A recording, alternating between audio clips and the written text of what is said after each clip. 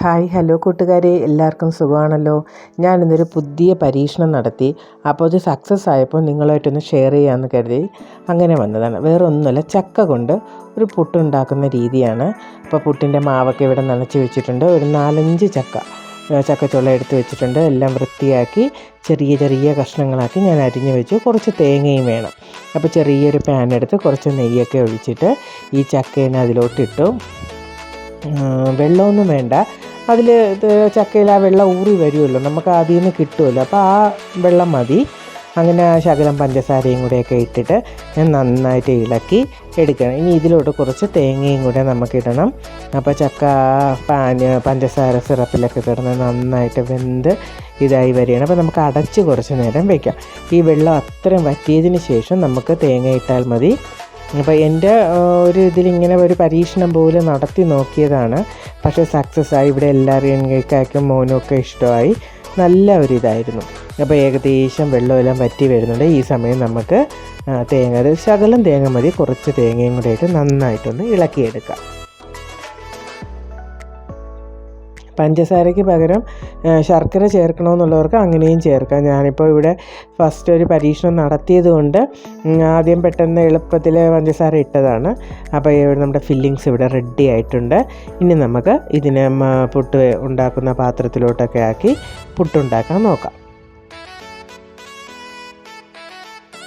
ഇത് വരിക്കച്ചക്കയാണ്, നല്ല മധുരമുണ്ട്. അപ്പോൾ കുറച്ച് പഞ്ചസാരയെ ഞാൻ ചേർത്തിട്ടുള്ളൂ. അപ്പോൾ നമുക്ക് പുട്ടുണ്ടാക്കാനായിട്ട് നമുക്ക് ആദ്യം കുക്കർ വെച്ചു. വെള്ളം തിളച്ച് വരികയാണ്. ആ സമയം നമുക്ക് തേങ്ങയ്ക്ക് പകരം ഇവിടെ ഈ ചക്ക കൊണ്ടുണ്ടാക്കിയ ഫില്ലിങ്സ് ഇട്ടാം. അതിനുശേഷം കുറച്ച് മാവ് അതിലോട്ടിടാം.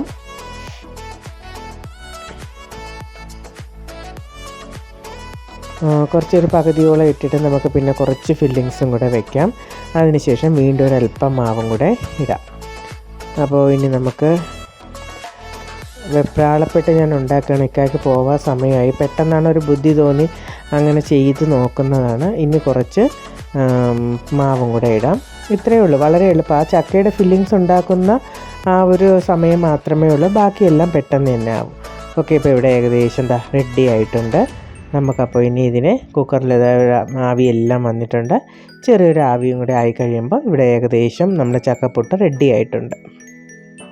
ആവിയെല്ലാം വന്ന് ഞാൻ ഇറക്കി. ഇനി ഇതിനെ നമുക്ക് പാത്രത്തിലോട്ട് ഒന്ന് തട്ടി നോക്കാം.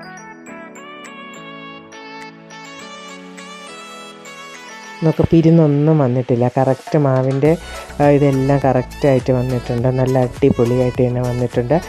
അപ്പോൾ ഞാൻ ഇക്കാക്കി തന്നെ ഫസ്റ്റ് കൊടുത്തു. ഇക്ക നല്ല ചൂടോടുകൂടി തന്നെ നല്ല ടേസ്റ്റ് ഉണ്ടെന്ന് പറഞ്ഞു. പഞ്ചസാരയും തേങ്ങ എല്ലാം കൂടിയായിട്ട് വഴണ്ട് വന്നപ്പോൾ നല്ല ടേസ്റ്റ് ഉണ്ട്. അപ്പോൾ നിങ്ങൾക്ക് റെസിപ്പി ഇഷ്ടപ്പെട്ട് കാണുമല്ലോ.